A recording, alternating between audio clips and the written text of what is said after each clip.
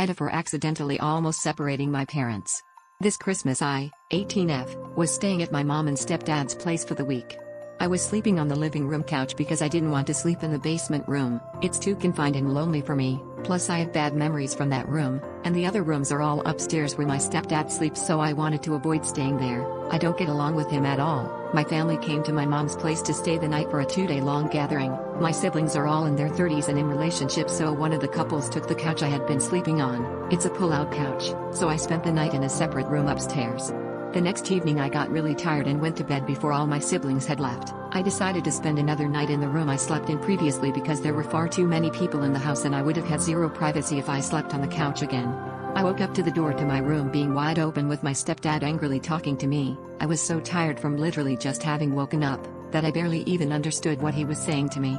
I vaguely put together that he wanted me to get out of the room I was in because he wanted to sleep upstairs alone.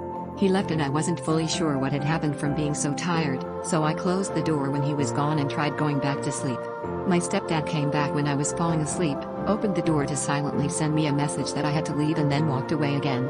I got up and complained to my mom about how he woke me up and kicked me out of the room I was in, even though I was already asleep, just so that he could sleep upstairs alone. She confronted him about it, saying he could have just waited till I was awake, and he got mad at that cause he ended up spending the night in a separate room. This room was neither the room I had been sleeping in beforehand, nor the downstairs room. My parents have a lot of rooms in their house. Lol. The next day he left for work without saying anything to my mom and then came back in the afternoon, packed up a bunch of things, and then told her he was leaving her and went to the rental house they own. There were no current renters there cause they had been planning to move there. A week after this, they had a conversation about what happened, and the reasoning behind him kicking me out was that he wanted privacy, even though I was in my own room that he never uses. Anyways, they're gonna do counseling now instead of divorce, but I was pretty convinced this was the end for them. This isn't the first time he has threatened to divorce because of an argument between him and one of my mom's kids. I felt super guilty throughout the week though, cause my mom was clearly hurting and it was all my fault. Ida for opening my big, stupid mouth and almost causing my mom and stepdad to separate.